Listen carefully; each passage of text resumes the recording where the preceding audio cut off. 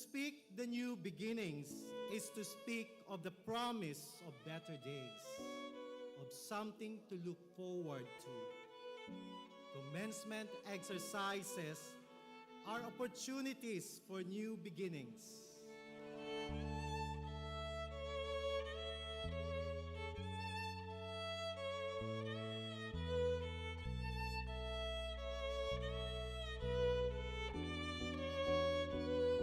But before we can move towards new beginnings, it is best to look back with gratitude to the journey we've had as one Bicol University family.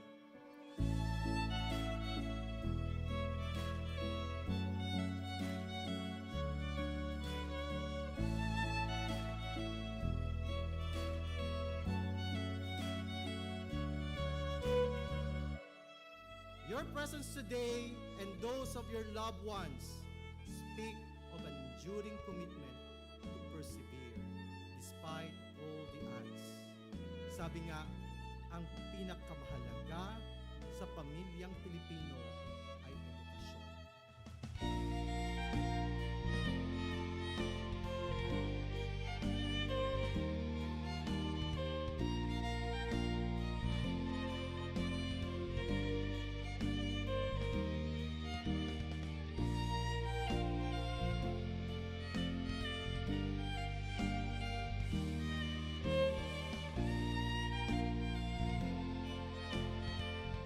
Have been through the worst of times, yet you are here, finishing your degree, finally graduating in the normal face-to-face setup from a resilient Bicol University with a legacy of quality education. Knocking me down, but my heart keeps beating. Like going out, but I won't stop dreaming. I know a brighter day will come. I challenge each of you to equip yourselves to the point that you can create opportunities and provide this to others. I believe, yes, I believe it. I can see, yes, I can see it. Though I'm not there yet, I lift up my To head. whom much is given, much is expected. And you have been given much. Bicol University education is a great blessing. It opens a lot of opportunities. Every bruise, every scar makes us who we are. Who we are. Who we are. Every bruise, every scar makes us who we are. Ano kaya kung ang bawat isa sa inyo ay totoong isa sa buhay ang kahulugan ng karangalan at karagdagang kaalaman na kasabay ng inyong mga titulo at tinapusan? I believe it, yes, I believe it. Though I'm not there yet, I lift up my head. I believe it, yes, I believe it. Every bruise and every scar. Resiliency is not something you develop in just one incident.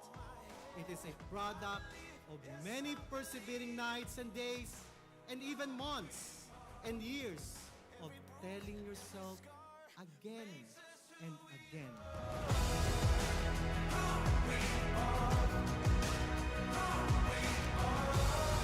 Every bruise, every scar. I'm gonna wear 'em on my heart. Who we are. Who we are. Every bruise, every scar makes us who we are. Who we are. Who we are. Every bruise and every scar makes us who we are.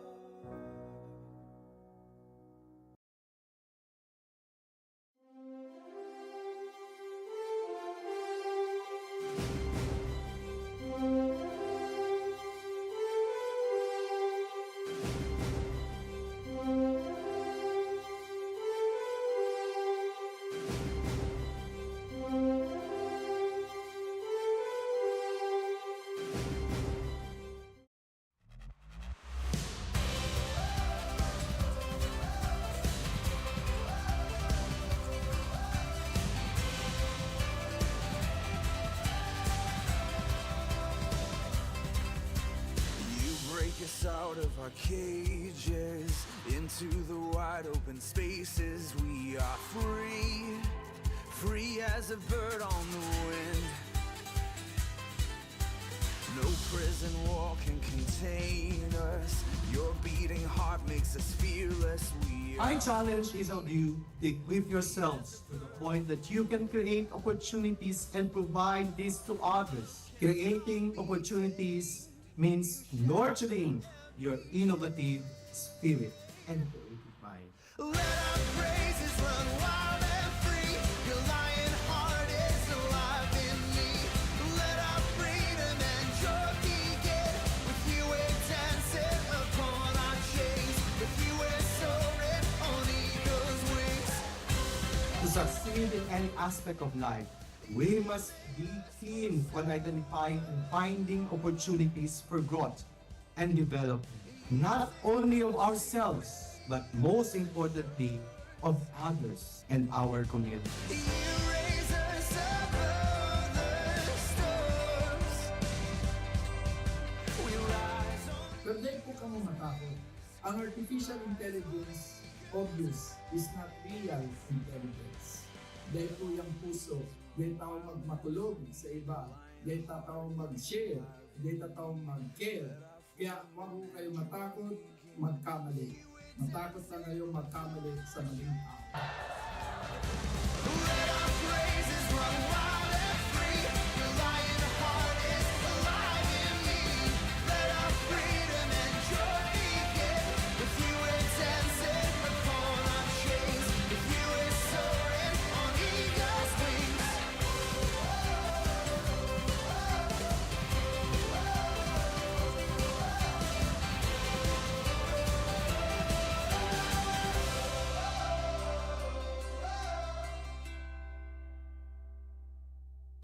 Today is your day of celebrating new beginnings. Your graduation gives you the chance to renew your commitment to continuing to become productive scholars with a heart for transformative leadership and collaborative service, and the continuous nurturing of your character as you evolve and contribute to building better and sustainable societies. Flexibility, adaptability, resiliency. These are the necessary attitudes that each of us must continue to develop by learning to shift and change our perspectives.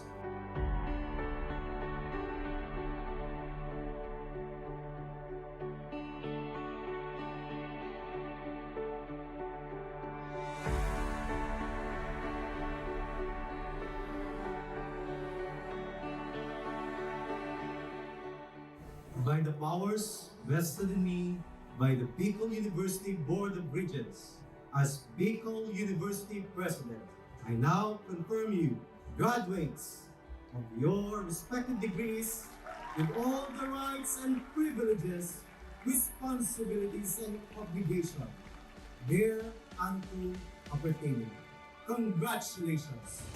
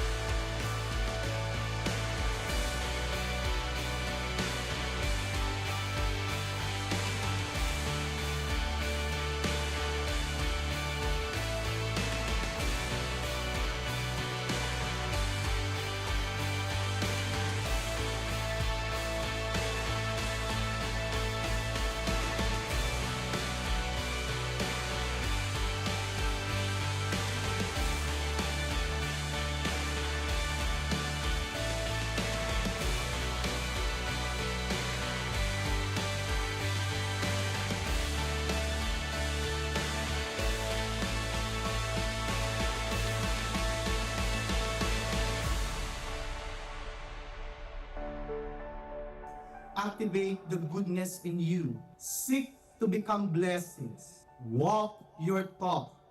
Be a person of dignity. Let your scholastic excellence extend to leadership, service, and most especially, character. As you continue to celebrate life, creating opportunities and changing perspectives, one meaningful day at a time. Congratulations, dear graduates. Diyos ang mabalos sa gagos.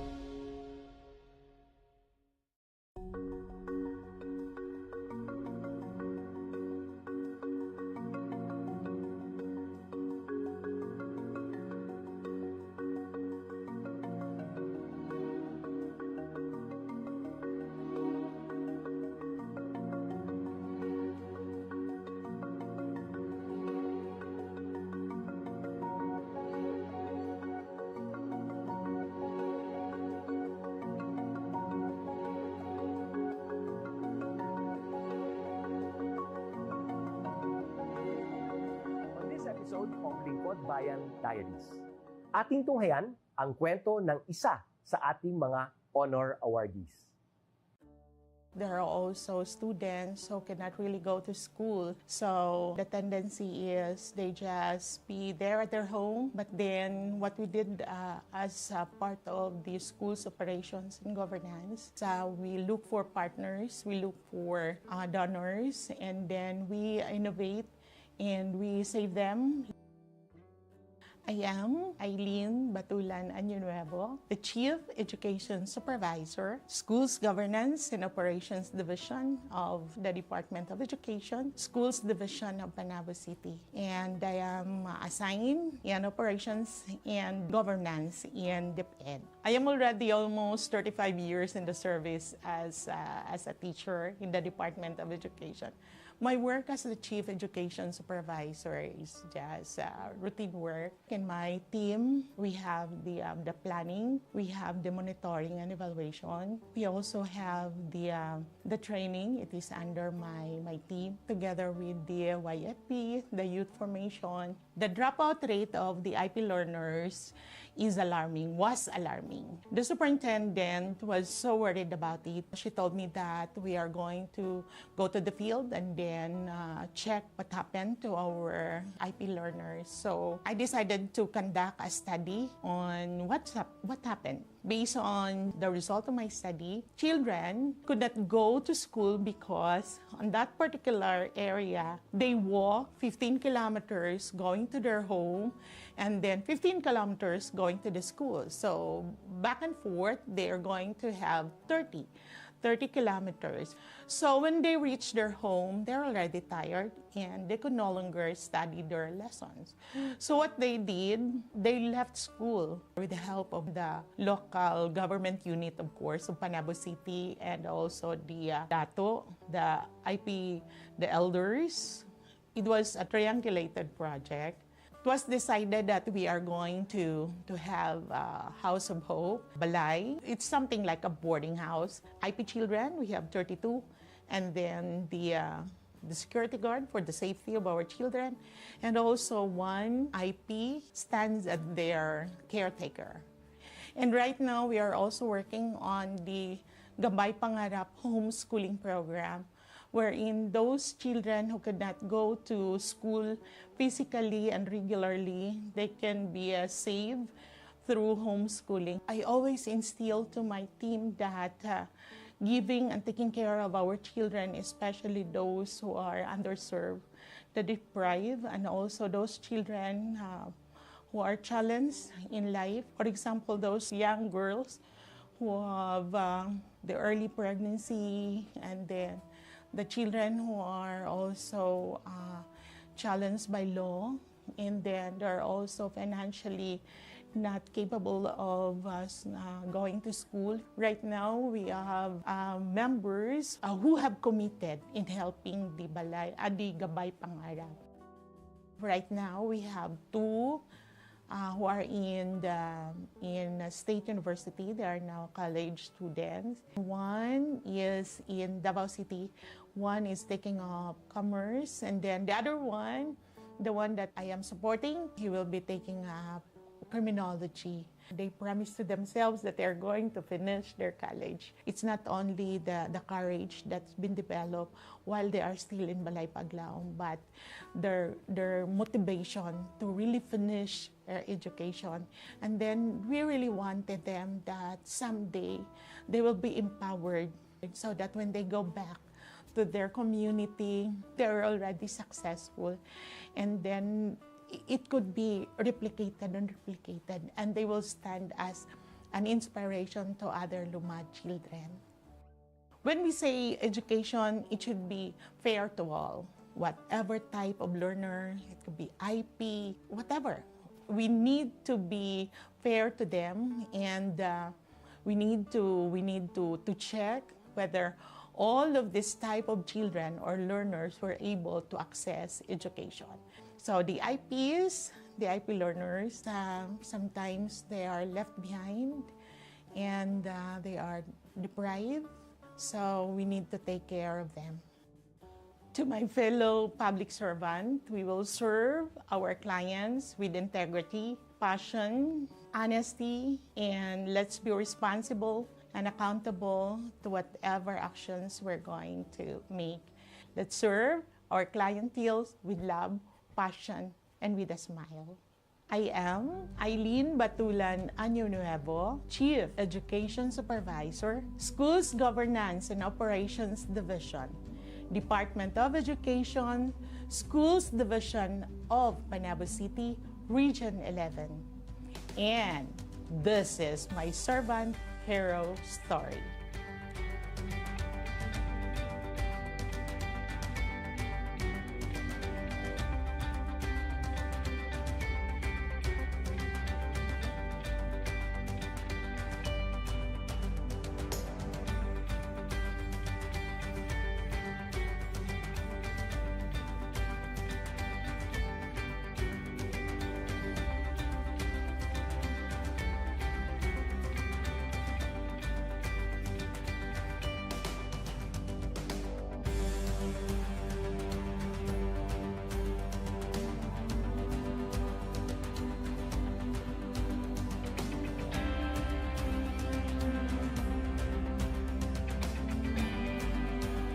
Inyong natunghayan ang kwento ng ating lingkod bayani. Kung ikaw ay may kilalang lingkod bayani, maaari siyang i-nominate sa Honor Awards Program ng Civil Service Commission. For nomination procedures, go to www.csc.gov.ph. See you on the next episode of Lingkod Bayan Diaries.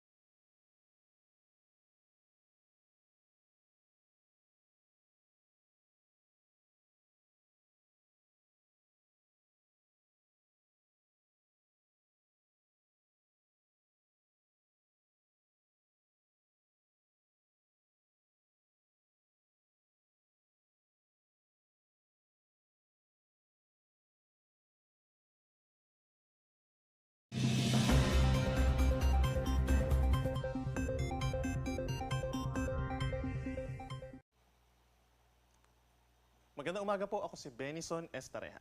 Meron pa rin tayong update regarding po sa ating minomonitor na si Severe Tropical Storm Hana with international name na Haikui.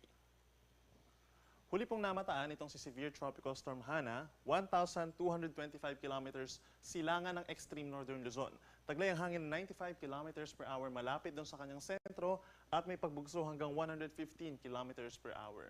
Kumikilos naman ito west-northwest sa bilis na 20 kilometers per hour. Samantala, yung ating minomonitor din na si Super Typhoon Goring with international name po na Saula, nakalabas na ng Philippine Area of Responsibility kahapon ng 7:50 p.m. So meron po tayong correction dyan. Huling namataan, kaninang alas 4 ng madaling araw, 335 kilometers, kanluran ng Itbayat sa Batanes. Malakas pa rin po ito kumpara dito kay Hana, nasa 195 kilometers per hour. Yung sustained winds niya malapit dun sa kanyang mata at may pagbugso hanggang 240 kilometers per hour. Kumikilos ito pa westward sa bilis din na 20 kilometers per hour.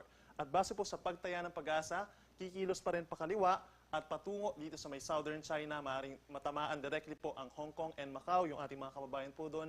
Pinag-iingat na natin as early as now dahil possible lang masungit na panahon over the weekend.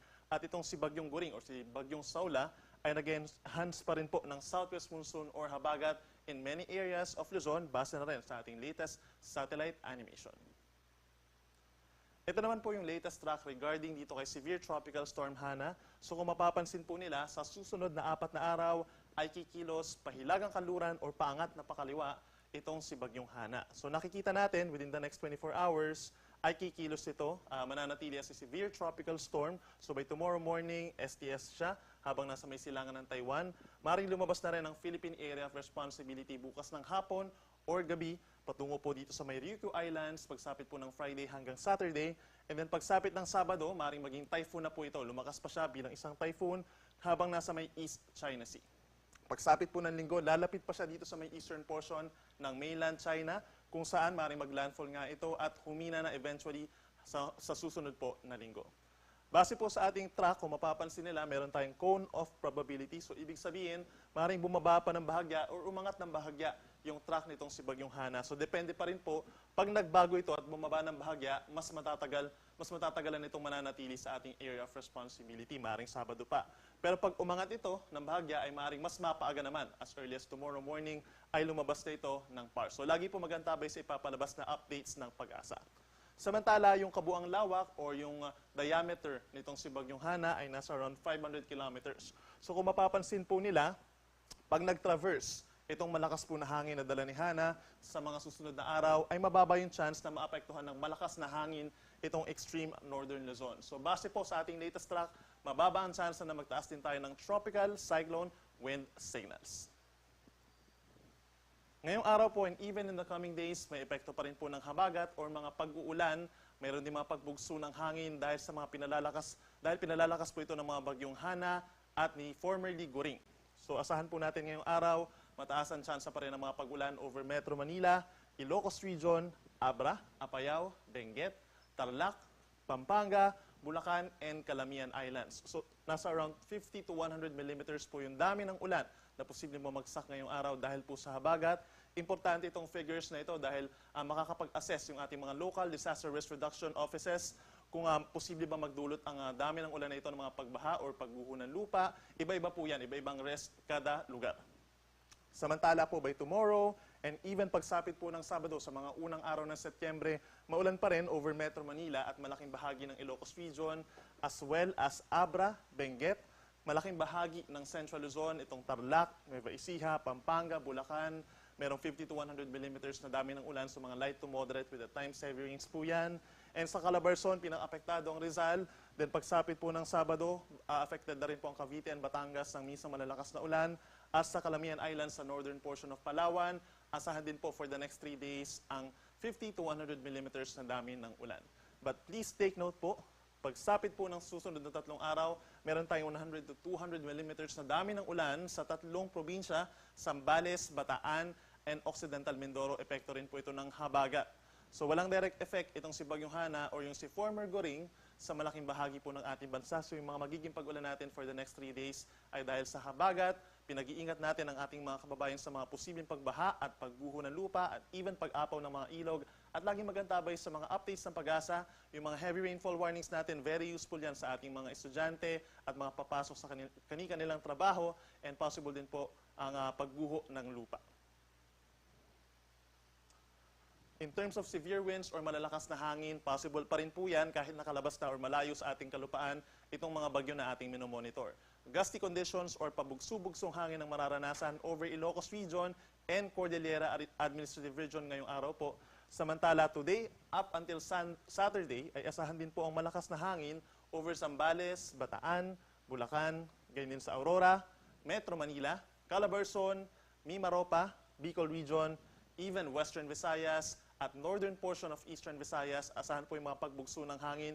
Inuulit natin, hindi po ito directly coming from severe tropical storm Hana, bagkus ay dahil po ito sa habagat na siyang pinalalakas ng mga bagyong ating minomonitor sa ngayon. Mataas ang tsansa na mas malakas yung gusty conditions sa mga coastal areas at yung mga bulubundukin na lugar. Bukod dun sa ulan at sa malakas na hangin, meron din po tayong matataas na mga pag-alon dulot ng habagat na siyang pinalalakas nitong sinabagyong Saula at ni Bagyong Hana. So over the northern seaboard of northern Luzon, dito po sa may Batanes, Babuyan Islands, northern Cagayan, and northern Ilocos Norte, hanggang 6 na metro or 2 palapag ng gusaling mga pag-alon ang posibleng maranasan ngayong araw dahil po yan kay Bagyong Guring. Samantala sa natitirang bahagi ng halos buong Luzon, except dito sa may parting central portion of Quezon, ganyan din sa malaking baybayin po ng Visayas, asahan naman yung 2.8 to 4.5 meters na taas ng mga pag-alon. So nasa 1.5 palapag ng gusali naman po mga pag-alon ito. At delikado rin ito para sa mga maliliit na sasakyang pandagat. So possible pa rin tayo na magkaroon ng mga sea travel suspensions ngayong araw. And in the coming days po, habang lumalapit itong si Bagyong Hana sa ating kalupaan, possible pa rin sa malaking baybayin po ng Luzon and Western Visayas ang maalon na karagatan. Ngayong araw po, asahan ang pinakamatataas na chance ng ulan dito sa may extreme northern Luzon, Ilocos Norte, Apayao, Batanes, and Cagayan. Cloudy skies with scattered to widespread rains and thunderstorms po yan, dulot ng trough or outer portion nitong si Super Typhoon Saula. Samantala dito sa Zambales, Bataan, and Occidental Mindoro, pinakamalalakas din po ang mga pag-ulan, dulot naman ng southwest monsoon. So mag-ingat po sa mga posibleng pagbaha or landslides at lagi magantabay sa heavy rainfall warnings and rainfall advisories ng Pag-asa. Dito naman sa natitirang bahagi po ng Ilocos Region, dito rin po sa Abra, Benguet, Pampanga, Tarlac, Bulacan, Metro Manila, Cavite, and Batangas, asahan po yung paminsan-minsang malalakas na mga pag-ulan, dulot din po yan ng southwest monsoon. And in other areas of Luzon po, maliban na lamang sa Bicol Region kung saan nag-i-improve yung weather doon at meron na lamang mga isolated thunderstorms. Sa ibang bahagi pa ng Luzon, asahan ng cloudy skies at meron din pong kalat-kalat na mga ulan and thunderstorms. Bahagyang epekto na rin po ng southwest monsoon. Sa ating mga kababayan sa Visayas, pinaka-apektado ng habagat itong lalawigan ng Antique. So asahan pa rin po ang makulimlim na panahon na sasamahan ng kalat-kalat na ulan and thunderstorms. But for the rest of Visayas, partly cloudy to cloudy skies. Minsan maaraw pa nga po dito sa may parting central and eastern portions, and mataas ang tsansa ng mga pulupulong ulan lamang or localized thunderstorms sa may western Visayas. Sa ating mga kababayan po sa Mindanao, asahan din po ang mainit at maalinsangan na panahon, madalas maaraw in many areas of Mindanao, pagsapit po ng umaga hanggang tanghali, but then pagsapit po ng hapon hanggang gabi ay mataas ang tsansa ng mga pag-ulan over here in Zamboanga Peninsula, parts of Bangsamoro Region, northern Mindanao, and Agusan del Sur. For the next 3 days, asahan pa rin pong epekto ng habagat kahit makalabas na ng Philippine Area of Responsibility. Itong si Bagyong Hana, pagsapit bukas, and even hanggang sa susunod po na linggo, possible pa rin ang pag-enhance ng habagat dahil sa mga weather systems or weather disturbances sa labas ng Philippine Area of Responsibility. So for Metro Manila, occasional rains or pamisa-misang malakas na ulan ang mararanasan pa rin hanggang sa mga unang araw ng Setyembre. So magdala po ng payong kung kinakailangan at lalabas ng bahay. Sa ating mga kababayan at mamamasyal po over Baguio City, for the next 2 days, asahan pa rin po ang bad weather or maulang panahon at asahan din po ang minsang malakas na mga ulan na posible po magdulot ng mga pagguho ng lupa, hindi lang dito sa Benguet, kundi sa malaking bahagi ng Cordillera Region and Ilocos Region. Then pagsabit po ng Sunday, mag-i-improve ang weather doon, nagpapakita ang araw pero madalas pa rin ang mga pag-ulan tanghali hanggang gabi. Sa ating mga kababayan over Bicol Region, asahan naman ang bahagyang maulap at madalas maaraw na umaga hanggang tanghali. Sasamahan niya ng medyo mainit na temperatura hanggang 32 degrees Celsius. And then sa hapon hanggang sa gabi, mataas ang tsansa ng mga pulupulong ulan na walang kinalaman sa anumang bagyo or low pressure area. Sa ating mga kaigsunan din sa Metro Cebu, asahan din po ang mainit at maalinsangan na panahon, fair weather conditions. So asahan po ang madalas maaraw at minsan bahagyang maulap na kalangitan na merong mababang tsansa ng mga pag-ulan lalo na bukas at sa Sabado. At panghuli sa atong mga kaigsunan din sa Metro Davao, asahan din po ang mababang tsansa ng ulan over here in Davao City. Asahan ang bahagyang maulap at minsan maulap na kalangitan na sasama ng mainit at maalinsangan na panahon hanggang 34 degrees Celsius. So lagi pong hydrated, uminom ng maraming tubig at iwasan lumabas ng bahay between 10 a.m. hanggang 3 p.m. Ang araw ay sisikat 5:44 ng umaga at lulubog ng maaga 6:09 ng gabi. Yan muna ang latest mula dito sa Weather Forecasting Center ng Pag-asa. Ako muli si Benison Estareja. Mag-ingat po tayo.